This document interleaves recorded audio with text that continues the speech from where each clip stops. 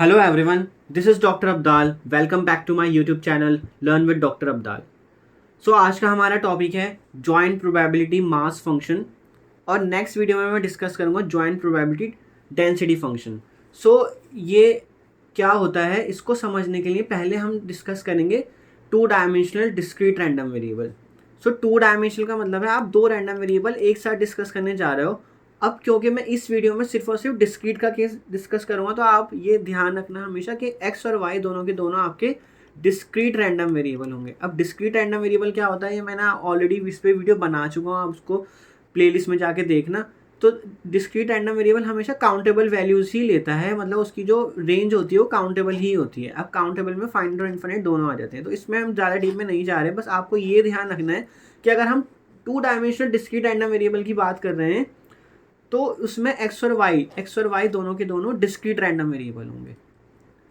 अब इसमें इसकी रेंज क्या बनेगी? अगर मान लो एक्स की रेंज है 1 और 2, मतलब एक्स जो है 1 2 वैल्यू ले रहा है और वाई जो है वो 1 2 3 वैल्यू ले रहा है, तो जो एक्स और वाई की कंप्लीट रेंज होगी ना वो इन दोनों का कार्टेशियन प्रोडक्ट होगा. मतलब आप कार्टेशियन प्रोडक्ट कैसे लिखते हो? आप ऑर्डर्ड पेयर बनाते हो. पहले एक एलिमेंट एक्स से लोगे और दूसरा एलिमेंट वाई से लोगे, फिर एक एलिमेंट एक्स से फिक्स कर दो, वाई को वेरी कराते चले जाओ तो 1 3 तक चले जाओगे. देन एक्स को 2 करो, वाई को फिक्स कर दो 2 1 2 2 एंड 2 3. तो टोटल कितने बने? ये 6 हो गए, क्योंकि एक्स क्रॉस वाई की जो डायमेंशन होती है, जो एक्स क्रॉस वाई में कार्डिनलिटी होती है, मतलब नंबर ऑफ एलिमेंट्स होते हैं, वो एक्स में कितने हैं और वाई में कितने हैं उनको मल्टीप्लाई कर दो तो टोटल नंबर ऑफ एलिमेंट निकल के आ जाते हैं एक्स क्रॉस वाई में. तो जो आगे random variable X comma Y, ये है आपका जॉइंट, ठीक है ना, two dimensional discrete random variable जिसमें एक्स और वाई दोनों डिस्क्रीट हैं. तो हम उसको स्टडी करेंगे. एक्स इंडिविजुअल वैल्यू ले रहा है, वाई भी इंडिविजुअल कुछ वैल्यू ले रहा है, लेकिन जो दोनों को मिला दोगे, जब आप दोनों को मिला के एक जॉइंट या फिर कंबाइन या टू डायमेंशनल रैंडम वेरिएबल पढ़ने जा रहे हो, उसकी जो रेंज होगी ना वो हमेशा दोनों के ऑर्डर्ड पेयर होंगे. ठीक है, तो उसको हम टेबल फॉर्म में भी बनाएंगे, आगे मैं डिस्कस करूंगा. जैसे वाई की वैल्यूज है, एक्स की वैल्यू है, वाई की वैल्यू वेरी कर रहा है 1 2 3, एक्स की वैल्यू वेरी कर रहा है 1 और 2. ठीक है, तो यहाँ पे 1 1 वैल्यू के लिए वैल्यू आएगी, यहाँ 1 2 वैल्यू के लिए, मतलब एक्स 1 है, यहाँ पे वाई 2 है, फिर यहाँ पे एक्स 1 है, वाई 3 है, फिर सिमिलरली एक्स की वैल्यू 2, वाई की वैल्यू 1 है, सो ऑन. तो इस तरह से हम to dimensional discrete random variable को आगे डिस्कस करेंगे और सीखेंगे कि उससे फिर जॉइंट प्रोबेबिलिटी मास फंक्शन कैसे बनता है. नेक्स्ट है हमारा joint probability mass function. Joint probability mass function जो है, या तो उसको आप एफ से डिनोट करते हो, एफ एक्स कॉमा वाई, जो कि जिसका डोमेन होता है एक्स क्रॉस वाई, जो कि मैंने अभी आपको पहले बताया है इससे पहले वाली स्लाइड में. इसको एफ एक्स वाई भी लिखते हो या फिर पी एक्स वाई भी लिखते हो, एक्स कॉमा वाई, या सिंपल आप पी भी लिख सकते हो, पी भी लिख लो एक्स कॉमा वाई. इसका डोमेन हमेशा ऑर्डर्ड पेयर होगा एक्स कॉमा वाई का, मतलब 2 टपल में होता है इसका जो डोमेन होता है. और एफ भी लिख सकते हो आप. तो इनमें से आप कोई सी भी नोटेशन यूज़ कर सकते हो. तो आगे कंफ्यूज मत होना, हमें पता लग जाएगा कि अगर मैं एफ एक्स लिखूंगा तो वो आपको क्लियर हो जाएगा कि आप सिंगल रैंडम वेरिएबल की बात कर रहे हो, और अगर मैं एफ एक्स कॉमा वाई लिख दूंगा तो आप जॉइंट प्रोबेबिलिटी मास फंक्शन की बात कर रहे हो. ठीक है, जैसे ही उसका डोमेन चेंज हो रहा है वहाँ से हमें पता लग रहा है कि हम जॉइंट की बात कर रहे हैं या सिंगल की बात कर रहे हैं. तो इस तरह से नोटेशन यूज़ होगी सिंगल के लिए, सिंगल रैंडम वेरिएबल के लिए, जो आप पहले भी वीडियो में पढ़ चुके हो, प्लेलिस्ट में जाके देखना. सिंगल रैंडम वेरिएबल के लिए प्रोबेबिलिटी मास फंक्शन क्या होता है. और अब हम डिस्कस कर रहे हैं जॉइंट या फिर कंबाइंड रैंडम वेरिएबल के लिए, जो टू डायमेंशनल रैंडम वेरिएबल है उसके लिए प्रोबेबिलिटी मास फंक्शन क्या होता है. तो उसमें आपकी जो पहले प्रॉपर्टीज़ होती थी, जो आपका प्रोबेबिलिटी मास फंक्शन है, जो भी वैल्यू वो सेटिस्फाई करता था वो सेम आपका जॉइंट भी सेटिस्फाई करेगा. तो जो आपका सिंगल वेरिएबल के लिए होता था वो हमेशा नॉन नेगेटिव वैल्यू लेता था. तो यहाँ पे भी जो आपका जॉइंट है वो हमेशा नॉन नेगेटिव वैल्यू लेगा. एक्स और वाई कितना भी यहाँ पे वेरी करा लो, उसकी वैल्यू हमेशा नॉन नेगेटिव ही आएगी. ठीक है, जैसा कि मैं यहाँ पे भी लिखा है. तो आप पी से भी डिनोट करना चाहते हो, पी से भी लिख सकते हो, पी एक्स आई कॉमा वाई आई, मतलब एक्स और वाई की वैल्यू जितनी भी वेरी करा लो, यहाँ पे 1 2 2 1 जो भी है, जो भी उसका डोमेन है, तो वो हमेशा नॉन नेगेटिव होगा. देन नेक्स्ट उसकी सारी वैल्यूज का सम जो है, डबल सम यहाँ पे लिखा गया. डबल समीशन क्यों यूज़ किया गया? क्योंकि एक्स भी वेरी कर रहा है, वाई भी वेरी कर रहा है. तो जितने भी आप एक्स और वाई वेरी करा लो उनका फिर सम करो, P joint probability mass function का, उसका सम हमेशा 1 के इक्वल आएगा. तो हम आगे देखेंगे कैसे आता है। अभी आपको जो है ना नोटेशन वाइज समझ नहीं आ रहा होगा, थोड़ा क्लियर नहीं हो रहा होगा इतने अच्छे से, लेकिन जब हम उसे क्वेश्चन के थ्रू करेंगे तो आपको इजीली समझ आ जाएगा। Than zero valued outside the image of image set, मतलब जहाँ एक्स और वाई की इमेज नहीं है। मतलब अगर जैसे कि मैंने एग्जांपल लिया था 1 और 2 और वाई की वैल्यू थी 1 2 3। अब मालूम कोई वैल्यू लिख लिया आपने f3,1 लिख ली। अब x की वैल्यू तो 3 नहीं है, पहली वैल्यू हमेशा x की होगी और सेकंड वैल्यू हमेशा y की होगी। तो x तो 3 नहीं है, y 1 है, लेकिन ये वाली हमारी x क्रॉस y में नहीं आती। तो ये वाली वैल्यू पे जो फंक्शन की वैल्यू होगी, जॉइंट प्रोबेबिलिटी मास फंक्शन की जो वैल्यू होगी वो 0 होगी। ठीक है, तो अब आप इस वर्ड को अच्छे से माइंड में रखना। पहले हमने पढ़ा था जो प्रोबेबिलिटी मास फंक्शन, और अब हम क्या पढ़ रहे हैं, जॉइंट प्रोबेबिलिटी मास फंक्शन। मतलब हम दो रैंडम वेरिएबल का मास फंक्शन एक साथ पढ़ रहे हैं, तो उसके लिए जो टर्म यूज होती है वो यूज होती है जॉइंट प्रोबेबिलिटी मास फंक्शन। फिर उसकी हर एक एक्स और वाई की वैल्यू चेंज कर करके उनकी प्रोबेबिलिटीज आती हैं। सो ये है आपकी टेबुलर रिप्रेजेंटेशन। आपकी जो एक्स और वाई की जो भी वैल्यू है बन रही हैं उसके अकॉर्डिंग, जैसे वाई की वैल्यू है y1 y2 up to ym, and similarly X की वैल्यूज कहाँ तक जा रही हैं, x1 x2 up to xn। तो टोटल एक्स और वाई की अगर मैं कार्टेशियन प्रोडक्ट बनाऊं तो कितनी वैल्यूज जाएंगी, उसकी कार्डिनलिटी कितनी होगी, क्योंकि x में है आपकी n वैल्यूज और y में है आपकी m वैल्यूज, तो ये हो जाएंगी n इंटू एम। तो total number of values n into M होंगी। फॉर एग्जाम्पल x की जो रेंज है उसमें 2 वैल्यूज हैं और y की जो रेंज है उसमें 3 वैल्यूज हैं, तो टोटल 6 वैल्यूज बनेंगी। तो ये पूरा का पूरा टेबल आपको 6 वैल्यूज के लिए बनाना होगा। तो इसमें आपको ये वैल्यू दिख रही है, ये मतलब x1 y1 पे प्रोबेबिलिटी क्या होगी, देन x1 y2 पे प्रोबेबिलिटी क्या होगी, देन x1 ym पे प्रोबेबिलिटी क्या होगी, तो आप उसे एक चार्ट में बना के लिख दोगे। देन यहाँ पे x2 फिक्स है, तो देखो इस रो में हमेशा x2 फिक्स होगा। तो ये मैट्रिक्स बन रही है एक्चुअल में। कितनी रोज है इसमें, n नंबर ऑफ रोज है और m नंबर ऑफ कॉलम्स है। वो हमें यहाँ से पता लग रहा है, यहाँ पे n है और यहाँ पे m है। तो ये रोज दिखा रहा है इधर और ये इधर कॉलम दिखा रहा है। तो टोटल नंबर ऑफ वैल्यूज इसमें n क्रॉस m आएंगी, मतलब n इंटू एम। और यहाँ इसमें सारी बीच में इसकी प्रोबेबिलिटीज लिखी जाएंगी जॉइंट प्रोबेबिलिटी मास फंक्शन की। तो क्वेश्चन के थ्रू हम देखेंगे तो आपको क्लियर हो जाएगा। सो क्वेश्चन नंबर 1 है, so determine the value of k for which the function given by this can serve as a joint probability mass function. तो जॉइंट प्रोबेबिलिटी मास फंक्शन बनने के लिए हमेशा सारी प्रोबेबिलिटीज का सम जो होता है, जो आप डबल समेशन लिखते थे, जो अब मैंने अभी आपको बताया, उसका सम हमेशा 1 आएगा। यहाँ पे आपकी x और y की वैल्यू वेरी करेंगी, मतलब x और y सारी की सारी वैल्यू वेरी कराओ और f जो उसकी प्रोबेबिलिटीज़ हैं उनका सम करो तो वो 1 आएगा। तो यहाँ पे आपको एक्चुअल में वैल्यूज़ दे रखी है, तो हम चार्ट के थ्रू देख लेते हैं इसको एक बार और क्लियरली विजिबल हो जाएगा सब कुछ।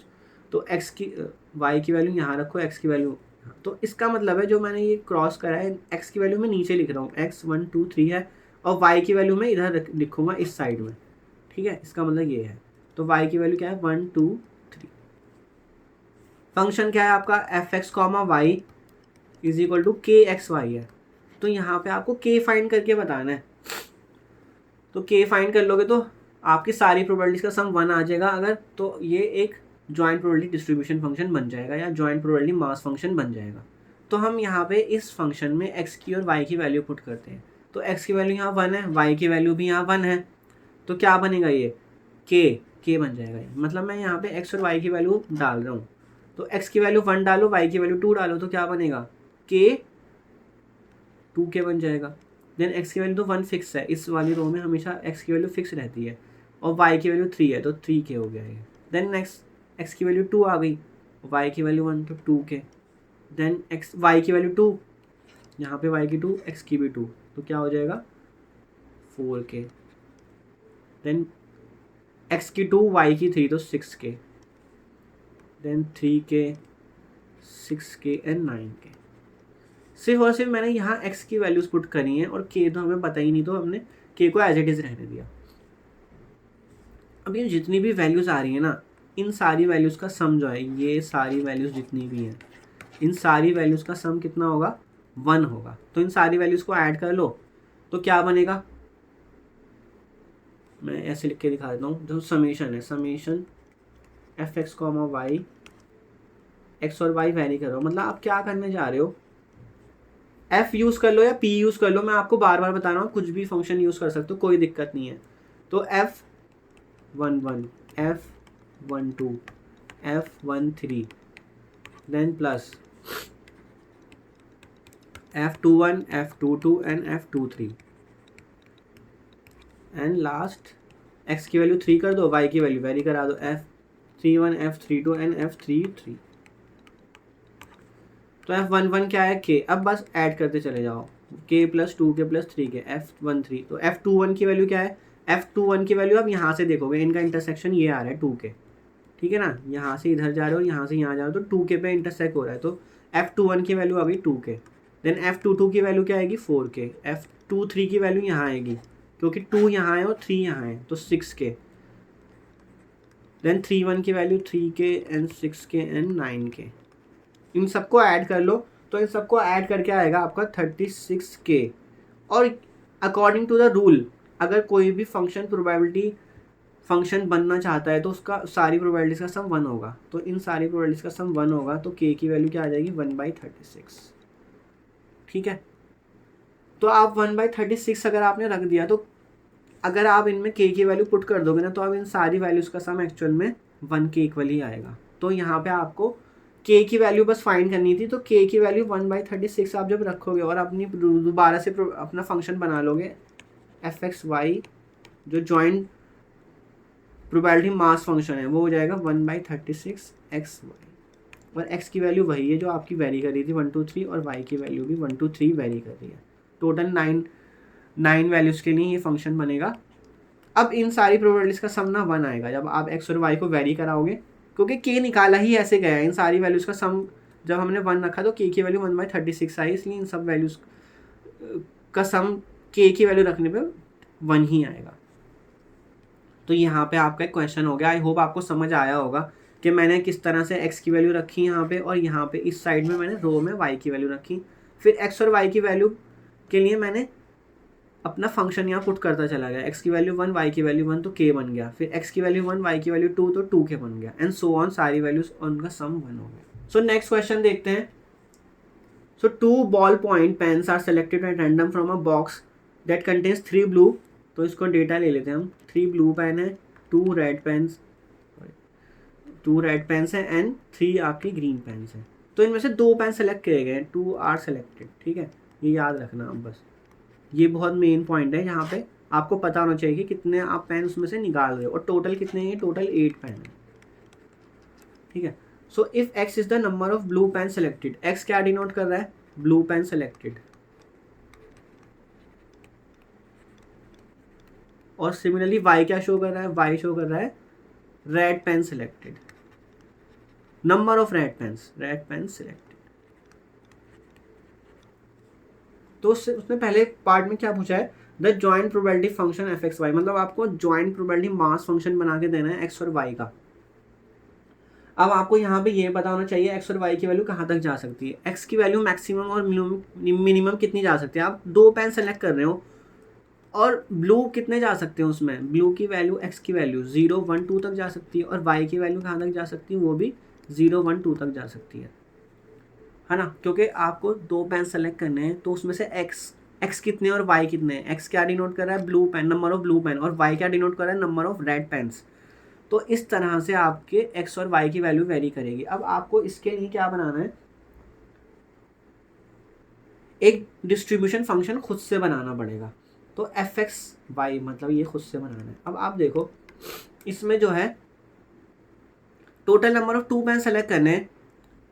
अब total number of blue pens कितने हैं, ब्लू पेन से 3, और x क्या डिनोट कर रहा है, यहाँ पे x डिनोट कर रहा है number of blue pen selected, तो x की वैल्यू यहाँ पे आ गई 3cx। अब मैंने कॉम्बिनेशन क्यों यूज़ करा, तो क्योंकि कॉम्बिनेशन इसी के लिए यूज़ होता है। आपके पास नंबर ऑफ 8 पेन से, इनमें से कोई से भी आप पेन सेलेक्ट करना चाहते हो, दो पेन सेलेक्ट करना चाहते हो या 3, तो कितने वेज में कर सकते हो सकता है पहले ये आ जाए, फिर ये आ जाए, फिर ये आ जाए, है ना, दो पेन लेने, सॉरी पहले 1 ये वाला आ जाए, फिर ये आ जाए, लेकिन इसके कितने सारे कॉम्बिनेशन बनेंगे। अब नेक्स्ट में ये वाला आ गया, ये वाला आ गया, ये भी एक अलग कॉम्बिनेशन है, फिर 1 ये आ गया, 2 ये आ गया, ये भी अलग कॉम्बिनेशन है, ये दोनों आ गए। तो इस तरह से वो कॉम्बिनेशंस की हेल्प से हम पता करते हैं कि आपको कितने कॉम्बिनेशन में वो पेन उठा सकते हो बैग में से।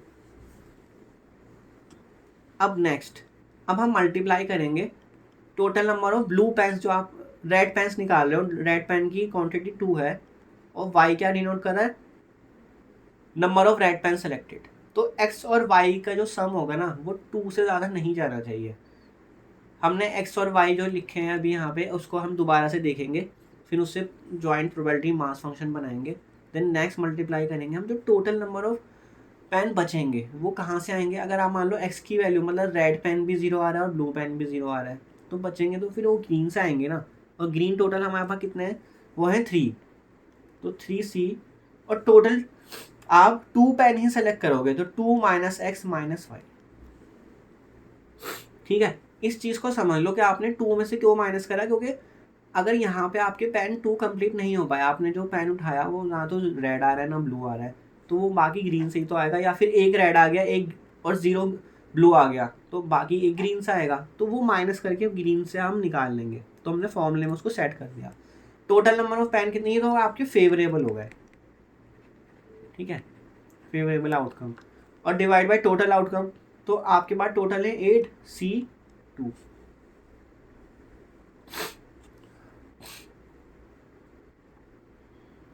तो आपके पास टोटल 8 पेन्स हैं, उसमें से 2 निकालने, तो वो तो सीधा सीधा टोटल ये आ जाएगा, इसकी वैल्यू आ जाएगी 28। होप आपको ये सॉल्व करना आता होगा। NCR की वैल्यू होती है n factorial by r factorial n minus r factorial. तो इसको सॉल्व कर लेना। अब हम क्या करेंगे, चार्ट बनाएंगे अपना, मतलब f की वैल्यू, x की वैल्यू 0, y की वैल्यू 1, सॉरी y की वैल्यू भी 0 पुट कर देते हैं। मतलब हम पूरा चार्ट बना लेते हैं तो आपको और क्लियर हो जाएगा। तो x और y की वैल्यू क्या क्या जा रही है वो पूरा हम चार्ट में मेंशन कर देते हैं। x की वैल्यू 0, 1, 2 मतलब नंबर ऑफ ब्लू पेन्स, और y क्या है, number of red pen selected, तो वो भी 0, 1, 2। अब आप एक चीज़ देखो, अगर मैंने ये वाला केस लिया कि 2, x की वैल्यू 2 है, y की वैल्यू यहाँ पे 1 है इस प्लेस पे, तो इस प्लेस पर क्या होगा, नंबर ऑफ पेन्स कितने हो जाएंगे, 2 आपके ब्लू पेन हो गया और 1 आपका रेड हो गया, तो टोटल 3 हो गए। तो ये वाली पे आपकी प्रोबेबिलिटी क्या हम निकालेंगे ही नहीं, क्योंकि ये वाला केस हम कंसीडर ही नहीं कर रहे हैं, क्योंकि टोटल 2 पेन निकालने, और आप ये वाला भी केस कंसीडर नहीं करोगे क्योंकि इस पे भी आपके 2 रेड और 2 ब्लू हो गए तो 4 हो गए।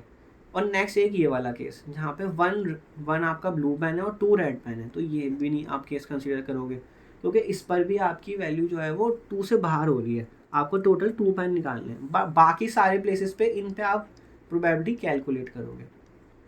कैलकुलेट करने के लिए आप क्या करोगे, इस फॉर्मूले में x और y की वैल्यूज पुट करोगे और वहाँ से आप सीधा सीधा प्रोबेबिलिटी निकालते चले जाओगे, ठीक है। तो सॉल्व करते हैं इसको। तो x की वैल्यू 0 से स्टार्ट करते हैं, x की वैल्यू 0 और y की वैल्यू भी 0, तो क्या फॉर्मूला बनेगा, 3C0 2C0 एंड 3 2 - 0 0। तो क्या बना ये 1 × 1 × और 3C2 क्या होता है 3, और डिवाइड बाय क्या है 8C2। मतलब मैंने x की वैल्यू 0 पुट करी है और y की वैल्यू भी 0 पुट करी है, तो ये क्या बन गया आपका 3/28। 8C2 की जो वैल्यू होती है वो होती है 8 factorial by 2 factorial into 6 factorial, तो 8 × 7/2, तो ये हो गया 28, तो ये हो गया 3/28। तो ये वैल्यू आ गई आपकी यहाँ। अब आप क्या करो, नेक्स्ट x की वैल्यू 0 और y की वैल्यू 1, तो इसको कहाँ पुट कर रहे हो आप, यहाँ पे इस फॉर्मूले में पुट कर रहे हो x की और y की वैल्यू। तो 3C0 2C1 and 2 - x - 5 divide by 28। Total तो आपको पता ही है वो सेम रहेगा। अब 3C0 1 होता है, 2C1 2 होता है एंड 3C2 भी 3 होता है, तो हो जाएगा 28, तो 6/28। तो नेक्स्ट वैल्यू आ गई 6/28। तो इसी तरह आप सारी वैल्यूज कैलकुलेट कर लोगे x और y की। अब जैसे यहाँ पे x की वैल्यू जो है वो 0 है और y की वैल्यू 2 है, तो इस पे जो आप x की वैल्यू 0 और y की वैल्यू 2 डाल के इसको सॉल्व करना, तो इसकी वैल्यू आ जाएगी 1/28। तो आपको कॉम्बिनेशन सॉल्व करना आना चाहिए। अब मैं सारी वैल्यू डायरेक्टली लिख रहा हूँ, तो x की वैल्यू 1 और y की वैल्यू 0, 9/28 6/28, देन x की वैल्यू 2 y की वैल्यू 0, तो 3/28। तो ये आपका पूरा आप चार्ट प्रिपेयर हो गया। नंबर ऑफ पेन सेलेक्टेड, उनकी सारी प्रोबेबिलिटीज आपने निकाल लिया। तो पहले पार्ट में क्या पूछा गया था, the joint probability mass function, the joint probability function F x Y. तो हमने वो पूरा प्रिपेयर कर लिया, यही आपका एफ एक्स वाई है। एफ एक्स वाई का मतलब एक्स और वाई की सारी वैल्यूज़ के लिए हमने ये पूरी की पूरी प्रोबेबिलिटीज कैलकुलेट कर ली है। और जो केस डिस्कार्ड होने थे वो हमने डिस्कस कर लिया था कि ये वाले केस एग्जिस्ट ही नहीं करेंगे, क्योंकि इसमें नंबर ऑफ पेन जो है वो 2 से ज़्यादा हो रहे हैं और हमें 2 तक ही रखने हैं पेन। अब आप बी पार्ट देखो, बी पार्ट में क्या पूछा जा रहा है, probability x comma y belong to A निकालना है, where A is the region x comma y such that x plus y is less than equal to 1। मतलब एक्स प्लस वाई का sum less than equal to 1 होना चाहिए। तो क्या क्या cases बनेंगे इसमें, ये बोला है एक्स प्लस वाई का जो सम है लेस देन इक्वल टू 1 होना चाहिए। तो एक्स और वाई क्या क्या वैल्यू ले सकता है, एक्स की वैल्यू 0, वाई की वैल्यू भी 0, इन दोनों का सम क्या होगा 0 होगा। एक्स की वैल्यू 0, वाई की वैल्यू 1, एंड एक्स की वैल्यू 1, वाई की वैल्यू 0। इसके अलावा तो कोई सी केस एग्जिस्ट नहीं करेगा, क्योंकि इसमें जैसे ही वैल्यू बढ़ाओगे वो 1 से ग्रेटर हो जाएगा। तो बी पार्ट में आपको ये चीज़ें निकालनी है। तो 0 0 पे क्या वैल्यू है 3/28, मतलब एक्स भी 0, वाई भी 0। देन f01 मतलब x की वैल्यू 0, y की वैल्यू 1, तो क्या बन जाएगा 6/28। एंड f10 मतलब x की वैल्यू 1, y की वैल्यू 0, 9/28। तो टोटल कितना हो जाएगा 18/28। उसको कैंसिल कर लो, अदरवाइज इतना भी छोड़ दोगे तो कोई दिक्कत नहीं है। तो 9/14 इसका आंसर हो गया। तो हमसे यही 2 चीज़ें पूछी गई थी इसमें। तो आई होप आपको ये चीज़ समझ आ गई होगी कि अगर आपके पास joint probability mass function given नहीं है और कुछ प्रॉब्लम, कुछ सिनेरियो गिवन है आपको कि ये सिनेरियो है कि इस तरह से कुछ पेन्स हैं, उसमें से इतने उठाने, तो आपको वो बनाना भी पड़ेगा खुद से। वो फंक्शन बनाओ, फंक्शन के बाद प्रोबेबिलिटीज निकालो, और प्रोबेबिलिटीज निकालने के बाद आप जो भी क्वेश्चन पूछा गया है वो बताओगे। जैसे कि ए रीजन पे प्रोबेबिलिटी पूछी गई थी तो उसकी वैल्यू आ रही है 9/14। तो इस तरह से आप सॉल्व करोगे। तो आगे हम और भी क्वेश्चन सॉल्व करने जा रहे हैं, बट उसके लिए हमें कुछ बेसिक कॉन्सेप्ट और पता होने चाहिए जिससे रिलेटेड क्वेश्चन पूछे जाते हैं। तो सबसे पहला आ गया मार्जिनल प्रोबेबिलिटी मास फंक्शन। तो ये एक्चुअल में क्या होता है, जो आपने प्रोबेबिलिटी मास फंक्शन पढ़ा था सिंगल रैंडम वेरिएबल के लिए, मतलब एक रैंडम वेरिएबल एक्स के लिए, तो यहाँ पे वर्ड यूज होता है मार्जिनल। मार्जिनल का मतलब है जो आपके पास joint probability mass function given होता है पी एक्स वाई या एफ एक्स वाई, उसकी हेल्प से आप क्या निकालते हो, सिंगल वेरिएबल के लिए मास फंक्शन निकाल दो, एफ एक्स वाई निकालते हो और एक निकालते हो आप एफ वाई वाई, या फिर इसको एक और नोटेशन होती है पी एक्स एक्स या फिर पी वाई स्मॉल वाई। ये इस तरह से लिखा जाता है, मतलब सफिक्स में लिखा जाता है। जैसे अगर आप जॉइंट के लिए लिखे हो तो एक्स वाई लिख दो इस तरह से, तो आप मतलब जॉइंट के लिए मास फंक्शन लिख रहे हो, या फिर आप सिंगल वेरिएबल के लिए लिख रहे हो तो आप सिंगल वेरिएबल के लिए यहाँ पे कैपिटल एक्स या स्मॉल एक्स, तो मतलब आप सिंगल रैंडम वेरिएबल के लिए प्रोबेबिलिटी मास फंक्शन लिख रहे हो। अब ये हम कहाँ से निकालेंगे, इस वाले केस में जो हम आज की वीडियो में डिस्कस कर रहे हैं वो हमारे पास जॉइंट गिवन होगा, मतलब आपके पास एफ एक्स वाई गिवन होगा, जॉइंट प्रोबेबिलिटी मास फंक्शन, या पी एक्स वाई गिवन होगा। इसकी हेल्प से हम क्या निकालेंगे, मार्जिनल प्रोबेबिलिटी मास फंक्शन। अब वो कैसे निकलता है, तो देखो आपको क्या करना है, अगर आप एक्स के लिए निकाल रहे हो तो आप एक्स की वैल्यू फिक्स कर दो। एक्स की वैल्यू मान लो मैंने एक फिक्स कर दी एक्स आई, एक फिक्स हो गई, बट बाकी वाई की वैल्यू वेरी करोगे और सम करोगे। फॉर एग्जाम्पल एक्स की वैल्यू 0 फिक्स कर दिया आपने, तो f0, अब मान लो एक्स की वैल्यू कहाँ से कहाँ जा रही है, एक्स की वैल्यू 0 1 2 जा रही है और वाई की वैल्यू 0 1 जा रही है। तो आप क्या करोगे, ये एक वैल्यू पे निकाल रहे हो आप F X is equal to 0 पे, तो f00 प्लस f01, वाई की वैल्यू वेरी करोगे इसमें। फिर x इज इक्वल टू 1 के लिए निकाल लो तो 1 फिक्स कर दो और y की सारी वैल्यूज वेरी करा दो, f10 f11 एंड y की वैल्यू तो 1 तक ही है तो f11 तक जाएगा। देन x की वैल्यू 2 है तो x की वैल्यू 2 डाला और y की वैल्यू वेरी करा दो, तो ये बन जाएगा आपका पूरा probability mass function of x। और सिमिलरली y का निकालने के लिए आप y की वैल्यू फिक्स करोगे और x की वैल्यू वेरी कराओगे। देखो जैसे कि यहाँ दिखाया गया है कि y की वैल्यू फिक्स कर दी yj, और यहाँ समीशन किस पे वेरी कर रहा है, समीशन वेरी कर रहा है i पर, तो i क्या है xi, तो आपका x वेरी कर रहा है, मतलब आपको x की वैल्यू क्या थी 0 1, ऊपर जो हमने ली थी x की वैल्यू थी 0 1 2, और y की वैल्यू क्या आती है 0 और 1। तो आप जो है प्रोबेबिलिटी मास फंक्शन निकालना चाहते हो y के लिए, ठीक है ना, PMF ऑफ y निकालना चाहते हो, y का PMF निकालना चाहते हो, तो आप y की वैल्यू क्या है 0, इस तरह से लिखो उसको, तो वो इक्वल किसके होगा, तो y की वैल्यू 0 फिक्स कर दो और x की वैल्यू वेरी करा दो, x की वैल्यू 0, x की वैल्यू 1 और x की वैल्यू 2।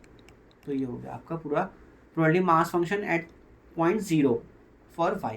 देन y, फिर y की वैल्यू क्या है आपकी नेक्स्ट 1। तो इस तरह से आप वेरी करा के y की वैल्यू फिक्स कर दो और x की वैल्यू वेरी करा दो, marginal probability mass function of y निकल के आ जाएगा। इसको हम क्वेश्चन से देखेंगे तो और क्लियर हो जाएगा। नेक्स्ट है आपके पास इंडिपेंडेंट रैंडम वेरिएबल। अगर आपके पास दो रैंडम वेरिएबल x और y, तो आप क्या करो, joint probability mass function x और y के लिए लिखो और उसको देखो क्या वो product of marginal probability mass function के इक्वल है। अब वो हम क्वेश्चन में देखेंगे कि ये दोनों पहले आपको निकालने पड़ेंगे, joint marginal probability mass function of x and marginal probability mass function of y। ये दोनों निकालने के बाद आप क्या करोगे, x और y की सारी वैल्यूज के लिए चेक करोगे क्या इनका प्रोडक्ट के इक्वल आ रही है वैल्यू, जॉइंट की वैल्यू क्या प्रोडक्ट की इक्वल आ रही है। अगर सारी x और y की वैल्यूज के लिए ऐसा हो रहा है तो हमारे x और y इंडिपेंडेंट रैंडम वेरिएबल हो जाएंगे, और अगर किसी भी एक वैल्यू के लिए वो इक्वल नहीं आ रहा तो x और y इंडिपेंडेंट वेरिएबल नहीं होंगे। सो नेक्स्ट है हमारे पास कंडीशनल प्रोबेबिलिटी फंक्शन। तो कंडीशनल प्रोबेबिलिटी फंक्शन आपको याद होगा, अगर हम probability of a given b निकालते थे तो कैसे निकालते थे, probability of a intersection b divide by probability of b करके, जो भी गिवन है वो नीचे जाता है। तो अब देखो एफ एक्स गिवन वाई की निकालना चाहते हो अगर, तो आप उसको ऐसे लिख सकते हो, ये जो एफ है यहाँ पे एक्चुअल में ये वाला एफ जो है ये जॉइंट वाला फंक्शन है, ठीक है। नोटेशन आपको समझ आने लगेगी धीरे धीरे जब हम क्वेश्चन करेंगे। तो आपको एक्स इंटरसेक्शन वाई मतलब एक्स भी हो और वाई भी हो और divide by F of Y करोगे, तो ये वाला जो फंक्शन है ऊपर वाला ये जॉइंट है। तो इसको आप ऐसे लिखते हो, एफ भी चाहिए और वाई भी चाहिए, एफ एक्स कॉमा वाई, बस इसको ऐसे लिखोगे। तो ये मैं सिर्फ नोटेशन जो यूज़ कर रहा हूँ ये समझाने के लिए यूज़ कर रहा हूँ, मेनली आप ऐसे लिखोगे एफ ऑफ वाई। तो ये वाला आपका जॉइंट वाला आ गया और ये वाला आपका वाई का आएगा, मतलब marginal probability mass function of Y, ये जो नीचे वाला है, और ये क्या है joint probability mass function of X Y, ठीक है। ये दोनों का है ऊपर वाला न्यूमरेटर और डिनोमिनेटर में सिंगल रैंडम वेरिएबल का है।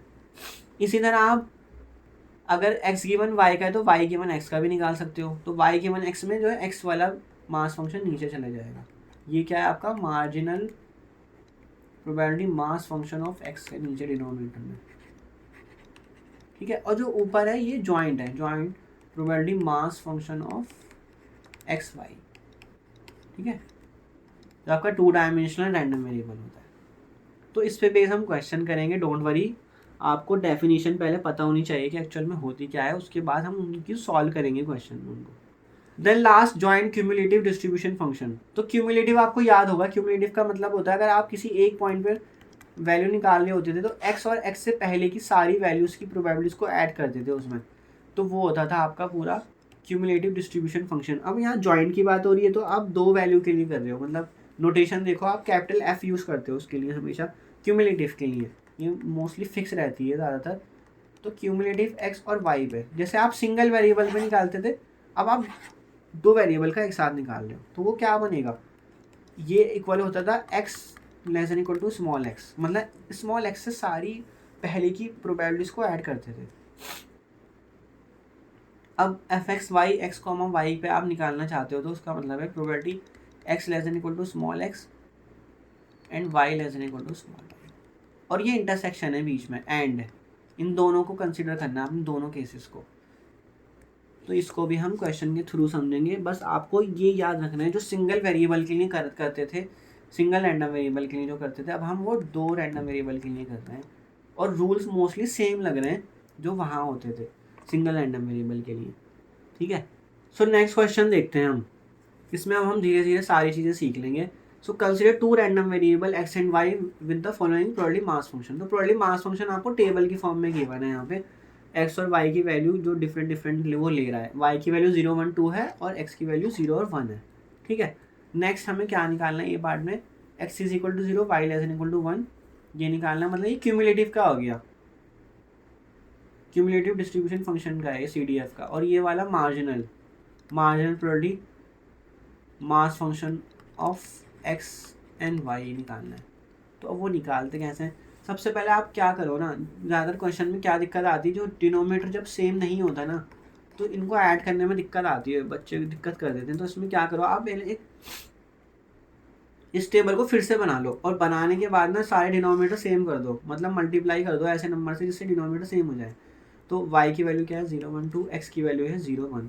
तो इनमें कॉमन सबका अगर डिनोमिनेटर देखो तो क्या बनेगा, वो बनेगा 16 या 24 बनेगा डिनोमिनेटर। तो 24 बनाने के लिए मैं क्या कर रहा हूँ, इसको 4 से मल्टीप्लाई और डिवाइड कर रहा हूँ, इसको किससे करूँगा 6 से मल्टीप्लाई और डिवाइड, तो मैं डिनोमिनेटर सबका सेम कर दूंगा। तो ये क्या बन जाएगा, अदरवाइज आप इसमें भी कर सकते हो, वो रूल दोनों में सेम लगेगा, कोई दिक्कत नहीं है, आप इसमें भी कर लेना, मैं आप दोनों से बता दूंगा। तो ये हो जाएगा 4/24। देन इस वाले को मैंने 6 से करा, तो 6/1 के लिए 6/24, एंड इसको मैं किससे करूँगा 3 से करूँगा, 3/24। मुझे बस डिनोमिनेटर सेम बनाना है, तो ये आ जाएगा 3/24 अगेन। नेक्स्ट वैल्यू 1/6 जो है वो हो जाएगी 4/24 और 4/24। अब मैं ऐसा क्यों कर रहा हूँ, क्योंकि इसमें मुझे जो बेनिफिट मिलता है वो ऐड करने में बहुत बेनिफिट मिलता है। तो हम अब देखो, आपका क्वेश्चन यहाँ से स्टार्ट होता है, आपके पास जो टेबल गिवन है आप उसको कोशिश करना या तो उसी टेबल से कर लेना या आप डिनोमिनेटर सेम कर लेना। अब हम निकालेंगे probability mass function of x, वो निकलेगा हमेशा x की जो फिक्स वैल्यू उनके सामने निकलेगा वो। अब आप ये ध्यान रखना आपने x कहाँ लिया है, अगर आपने x इधर लिया है तो वो इस सामने बनेगा, उसके सामने बनेगा probability mass function of x, मतलब हॉरिजॉन्टली उसके सामने। और अगर आपने x यहाँ लिया होता ऊपर तो फिर probability mass function of x इधर बनता। ठीक है, तो इस हिसाब से हम बनाते हैं इसको। तो इसमें क्या करना है, 0 वैल्यू के लिए probability mass function of x निकालना है। तो इसमें आपको ये पूरी रो को ऐड करना है। अब देखो आपको ये पूरी रो ऐड करने में बड़ा आसान हो जाएगा क्योंकि डिनोमिनेटर सबका सेम है, तो ये हो जाएगा 13/24। देन नेक्स्ट इस पूरी रो को ऐड करो, तो ये रो ऐड करके क्या आ जाएगी 11/24। तो ये जो वैल्यू आ रही है ना, ये एक्चुअल में क्या है, px एट द पॉइंट 0, मतलब 0 वैल्यू पे, और ये क्या है px एट द पॉइंट 1, क्योंकि यहाँ पे x की वैल्यू 0 है और यहाँ पे x की वैल्यू 1 है, तो हमने वो उसके सामने निकाल लिया probability mass function of x। अब यहाँ नीचे निकलेगा probability mass function of y। तो आपको क्या करना है, y की वैल्यू यहाँ फिक्स है 0, तो आप इसके नीचे जितनी भी वैल्यूज हैं उनको ऐड कर लो, तो आ जाएगा probability mass function of y, तो आ जाएगा 7/24। फिर इस रो को, इस कॉलम को ऐड कर लो, क्या बन जाएगा 10/24, और लास्ट बन जाएगा 7/24। अब आप एक चीज़ नोट करना, इनकी सारी वैल्यूज़ का सम 13/24 11/24, ये प्रोबेबिलिटी मास फंक्शन है, इसको हम मार्जिनल भी बोलते हैं, marginal probability mass function of x। ठीक है, और ये क्या है, marginal probability mass function of y, और ये क्या है py0 py1 एंड py2, ये इनके लिए निकला है। इसको लिखने की भी ज़रूरत नहीं है, बस आपने ये मेन है वैल्यूज़, ये वैल्यूज़ आपने निकाल दी, इसका मतलब आपका प्रोबेबिलिटी मास फंक्शन तैयार हो गया। अब आप इन वैल्यूज़ का ना सम करना, तो सम करके क्या आएगा, इधर इस कॉलम का सम करोगे तो ये आएगा 1, और इस रो का भी सम करोगे तो ये भी आएगा 1, और इन सारी वैल्यूज़ का भी सम करोगे तो ये भी आएगा 1। क्यों, क्योंकि ये सारे के सारे डिस्ट्रीब्यूशन फंक्शन है, ये प्रोबेबिलिटी मास फंक्शन है, एक प्रोबेबिलिटी मास फंक्शन है x का, एक y का, और एक है x, y का। तो इनका ऑब्वियसली जो प्रोबेबिलिटी मास फंक्शन होगा उनकी प्रोबेबिलिटीज का सम क्या आएगा, वो 1 के इक्वल आएगा। क्या है तो देख लो क्या बनेगा, 10 13 16 24/24, तो ये 1 आ जाएगा। तो ये आपका एक्चुअल में मैंने बी पार्ट पहले कर दिया, सबसे पहले बी पार्ट ही करते हैं, या फिर मतलब बी पार्ट्स को क्वेश्चन में पहले देना चाहिए था, क्योंकि इसकी ही बेसिस पे आप बाकी की वैल्यूज निकालोगे, ये वाली वैल्यू तभी आप निकाल पाओगे जब आपके पास प्रोबेबिलिटी मास फंक्शन होगा। और ए पार्ट देख लेते हैं। ए पार्ट में क्या बोल रहा है, probability x is equal to 0 and y less than equal to 1, तो इसका मतलब क्या बनता है p0 और y0 और p0 और y1, मतलब y की value less than equal to 1 है, तो y की वैल्यू 0 भी हो सकती है 1 भी हो सकती है, तो इन दोनों वैल्यू को ऐड कर लो।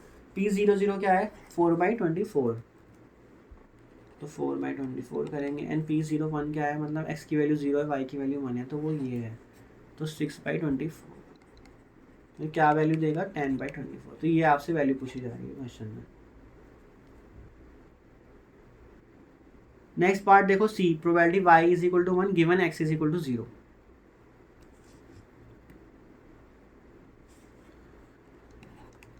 Probability y is equal to 1 given that x is equal to 0। तो ये कंडीशनल है एक्चुअल में। तो एक्चुअल में इसका फॉर्मूला क्या बनता है, px y divide by p जो गिवन है। गिवन क्या है, x गिवन है, तो x का फॉर्मूला आएगा px।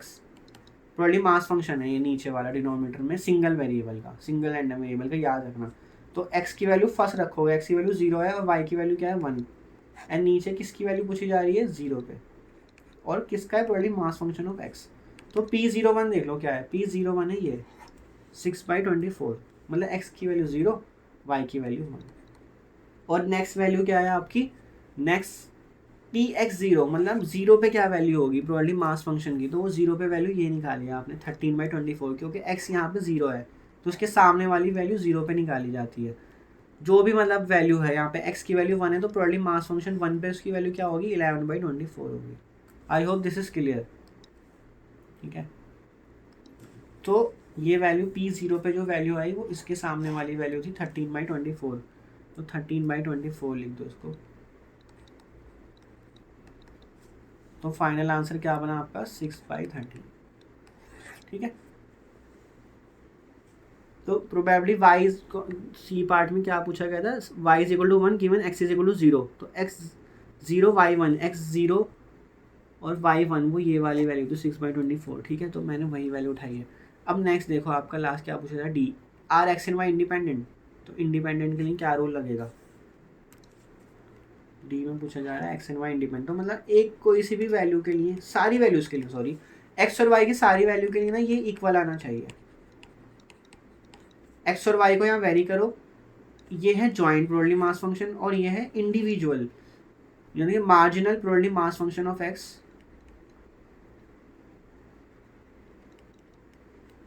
और ये है marginal probability mass function of Y. तो इसके प्रोडक्ट के इक्वल आना चाहिए। तो मैं एक कोई सी वैल्यू के लिए चेक करके देखता हूँ उसको। मैं 0 0 के लिए चेक कर लेता हूँ। प्रोबेबिलिटी 0 0 पे क्या है, वो है 4/24, ठीक है। अब क्या ये इसके इक्वल आ रही है, मतलब P00 और Py0। तो 0 पे वैल्यू क्या थी आपकी, प्रोबेबिलिटी मास फंक्शन की 13/24 थी वो वैल्यू, और y की क्या थी 7/24, मतलब 0 पे वैल्यू दोनों की, इसके सामने वाली वैल्यू और इसके सामने वाली वैल्यू। तो 13/24 एंड 7/24।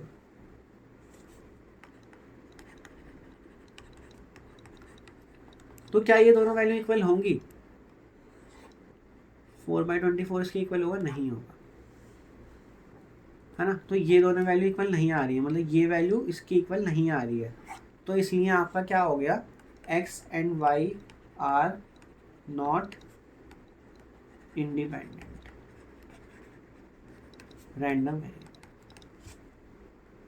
तो यही आपसे पूछा गया था। तो इसके चारों पार्ट हो गए। अब आपको आई होप समझ आ गया होगा कि हम कैसे करते हैं। हमें सबसे पहले टेबल की, जो टेबल आपको गिवन है ना उसको और सिंप्लीफिकेशन कर लो उस टेबल की, मतलब सिंप्लीफाइड फॉर्म में उसको लिख लो। और लिखने के बाद आप उसकी जो x की वैल्यू है उनके सामने probability marginal probability mass function of x की वैल्यू निकाल लो, और जो y की वैल्यू जहाँ दे रखी है उसके सामने marginal probability mass function of y की वैल्यूज निकाल लो, सारी कॉलम और रो को ऐड कर करके, और फिर उसके बाद जो भी क्वेश्चन में पूछा गया आप उसका आंसर इजीली कर सकते हो। सो नेक्स्ट क्वेश्चन देखते हैं। नेक्स्ट क्वेश्चन में क्या पूछा जा रहा है आपसे, joint probability mass function of X Y given है आपको ये x + y/21, x की वैल्यू 1 2 3 तक वेरी कर रही है, y की वैल्यू 1 2, तो मार्जिनल x मार्जिनल y और कंडीशनल y गिवन x = 3 पूछा जा रहा है। तो निकाल लेते हैं इसकी वैल्यूज को। तो सबसे पहले तो आप टेबल बना लो, y की वैल्यू इधर x की। तो आप कोशिश करना जो भी आप फॉलो कर रहे हो रूल, मतलब y को अगर आप हमेशा ऊपर रख रहे हो तो y को फिर ऊपर ही रखना, वरना कन्फ्यूजन हो जाएगी आपको। क्वेश्चन में जहाँ भी गिवन हो आप अपने अकॉर्डिंग उसको एक बार टेबल को खुद से बना लेना और फिर लिख लेना। तो x की वैल्यू कहाँ तक जा रही है 1 2 3, y की वैल्यू कहाँ तक जा रही है 1 और 2। अब हम क्या करेंगे, इसमें x की वैल्यू पुट करेंगे और y की वैल्यू पुट करेंगे। तो इस वाले प्लेस पे x1 है y1 है, तो क्या बनेगा 1 + 1 2/21। फिर इस प्लेस पे x1 है y2 है, तो x1 y2 तो 3/21। इस तरह से वैल्यू बनेगी। आई होप ये आपको समझ आ रहा होगा। अब नेक्स्ट x की वैल्यू 2 y की वैल्यू 1 तो 3/21। नेक्स्ट x की वैल्यू 2 y की भी 2 4/21। देन x की 3 y की 1 x की 3 और y की 2। अब आप कह रहे हो कि ये ऐड क्यों हो रहा है, क्योंकि यहाँ पे x और y पुट कर रहे हैं हम। x और y की वैल्यू जो भी है हम वो यहाँ पे फॉर्मूले में डाल रहे हैं, जो भी f आपको जॉइंट प्रोबेबिलिटी मास फंक्शन का फॉर्मूला गिवन है, तो वहाँ से हमारे पास वैल्यू निकल के आ गई है सारी है, ये पूरी टेबल तैयार हो गई। अब आप से जो फर्स्ट पार्ट पूछा गया है marginal distribution function of x, जो कि यहाँ बनेगा, क्योंकि x की वैल्यू यहाँ पर है तो उसके सामने बनता है ये।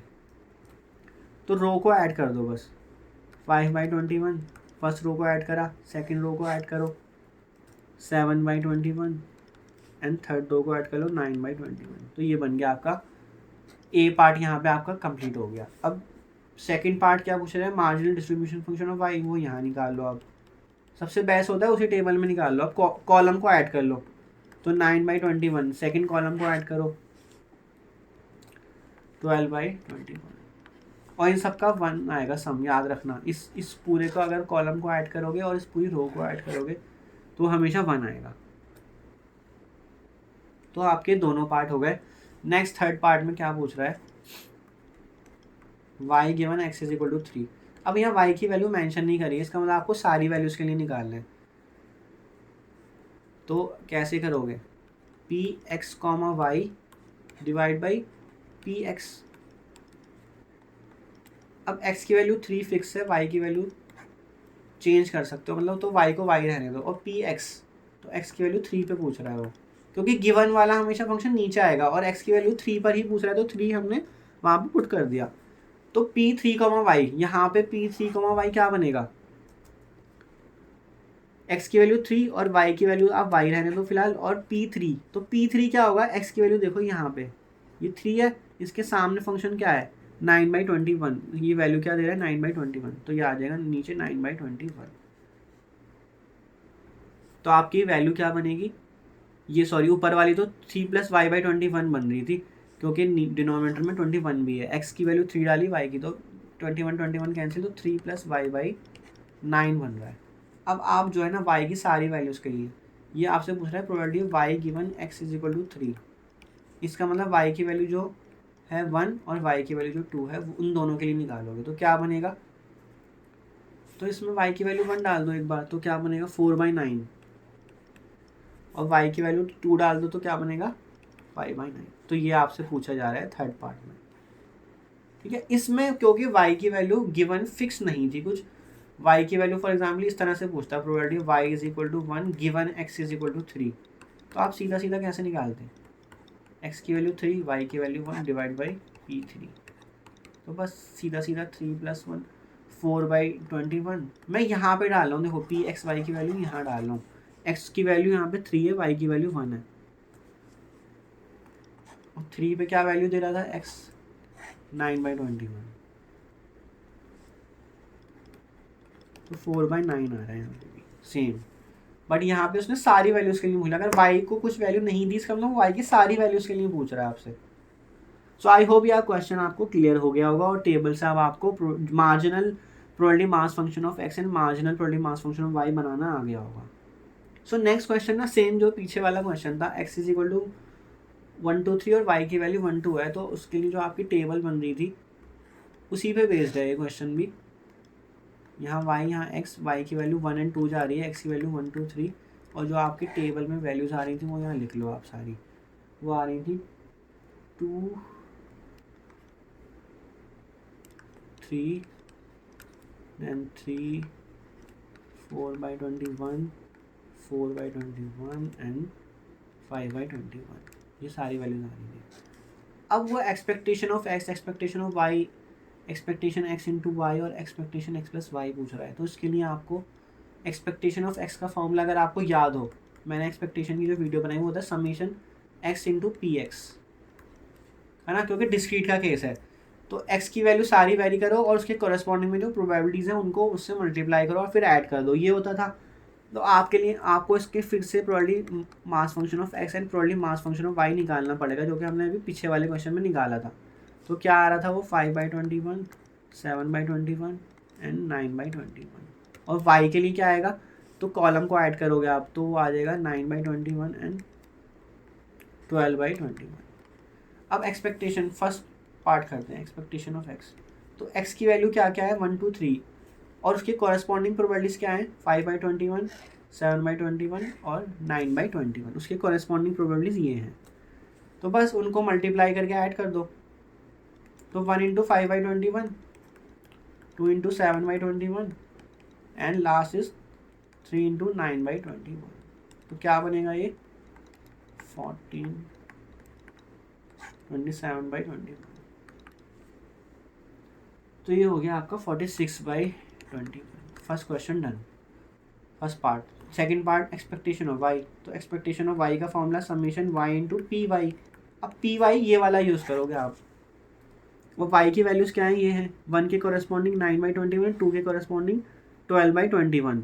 तो इनको मल्टीप्लाई करो वैल्यूज़ को, 1 को 9/21 से और 2 को 12/21 से, और ऐड कर दो तो ये हो जाएगा 24/21। तो ये हो जाएगा आपका 33/21।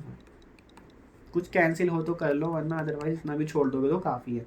अब निकालना है एक्सपेक्टेशन x इंटू वाई। तो इसमें आपको थोड़ी सी मेहनत ज़्यादा करनी पड़ेगी, क्योंकि x इंटू वाई की क्या क्या पॉसिबिलिटीज़ बन रही है। x की वैल्यू 1 2 3 और y की वैल्यू 1 2 है, तो टोटल 6 वैल्यूज़ बनेंगी। उन 6 वैल्यूज़ के लिए आपको सारी प्रोबेबिलिटीज़ को मल्टीप्लाई करके ऐड करना है।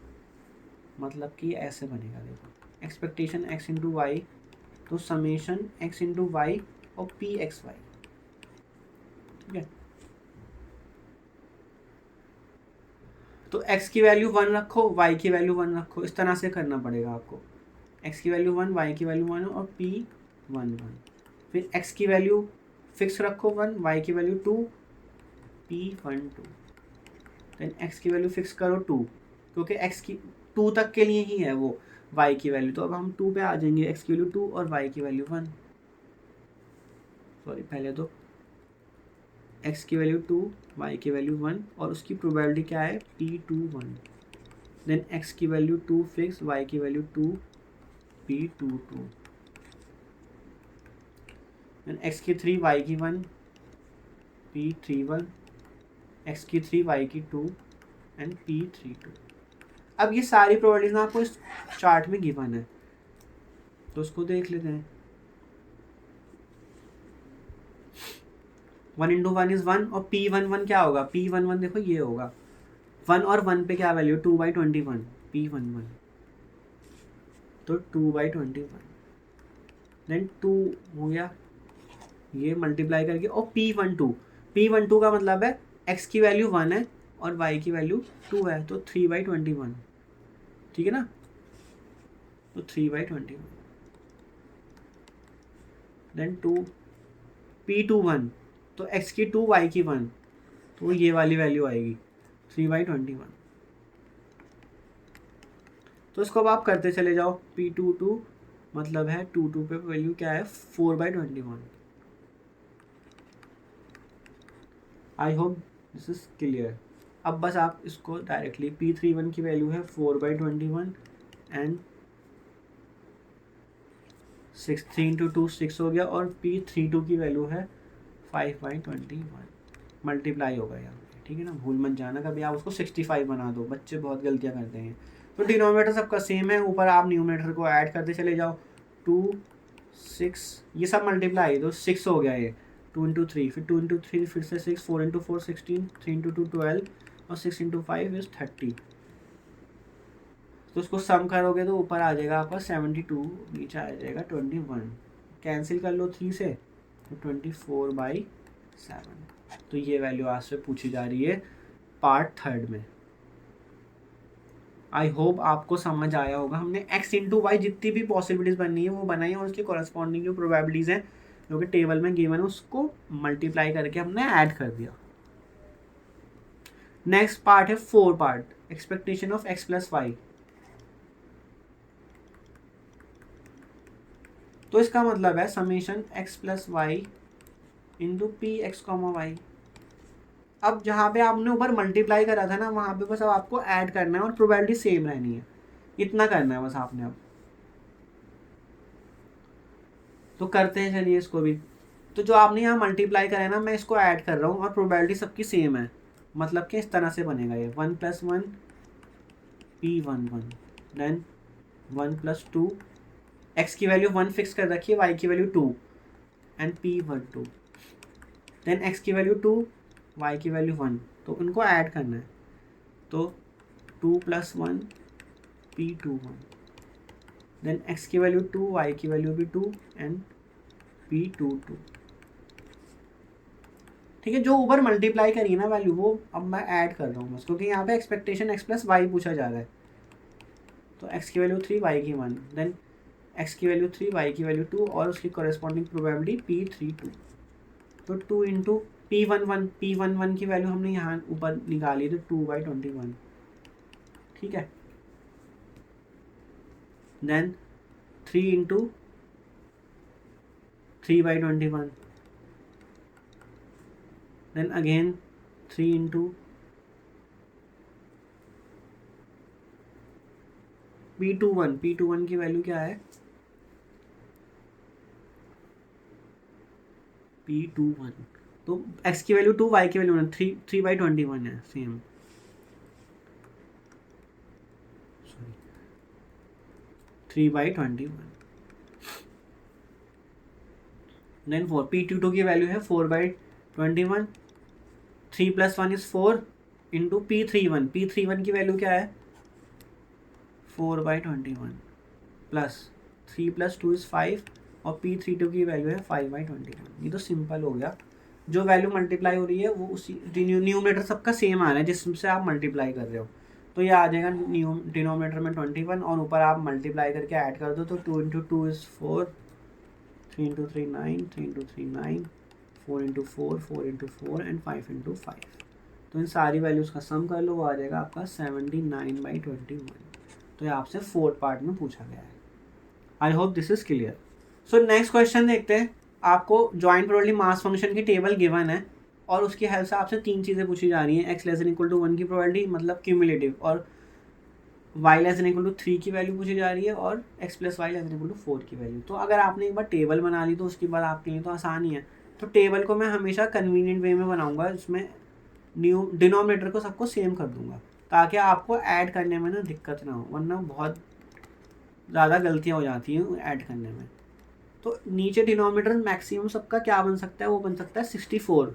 32 भी 64 का मल्टीपल, मतलब 64 बनाना है आपको, तो 32 का मल्टीपल जो है 64 है, 8 का मल्टीपल भी और 16 का मल्टीपल भी।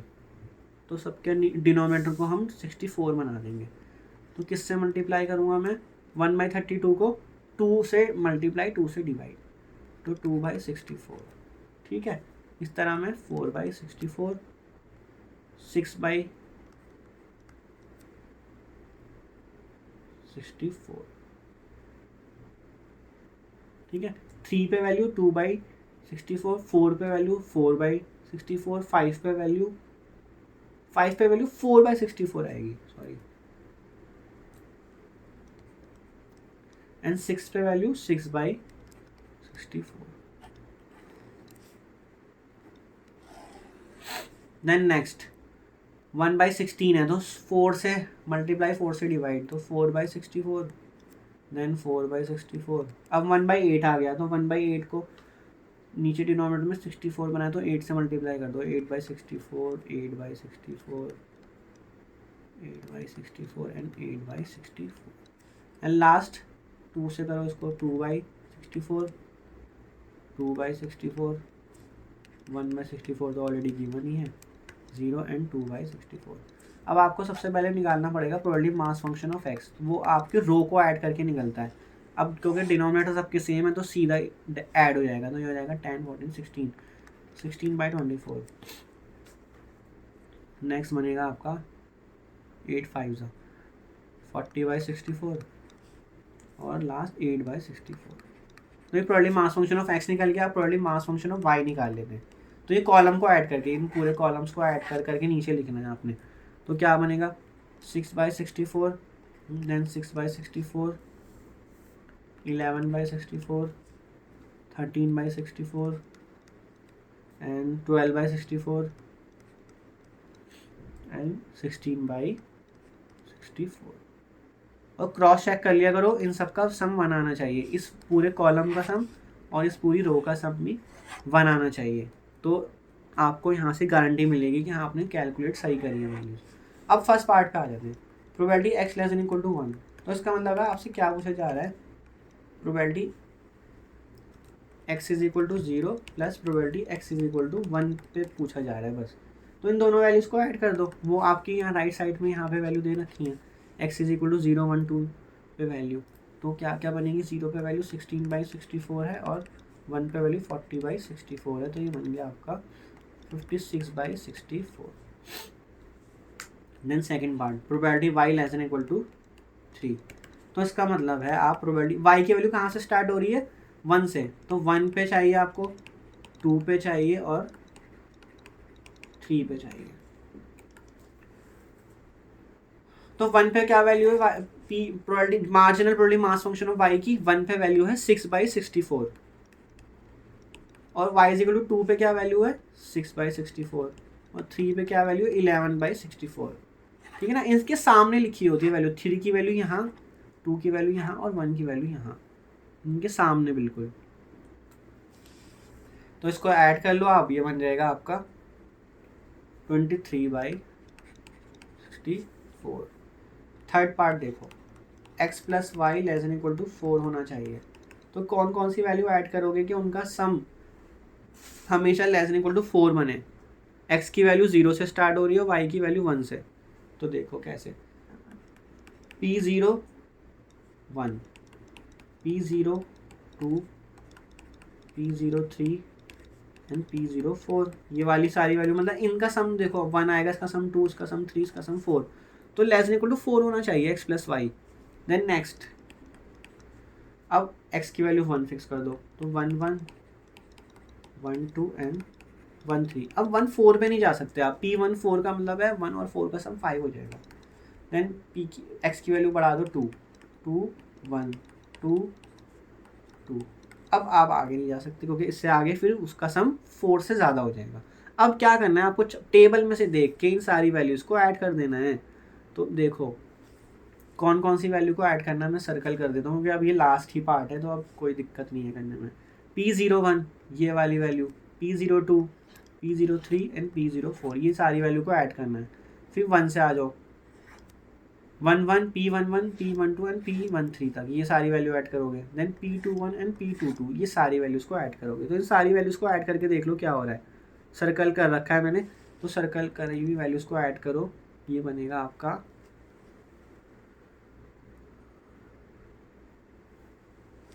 26 बन रहा है न्यूमरेटर, 26/64।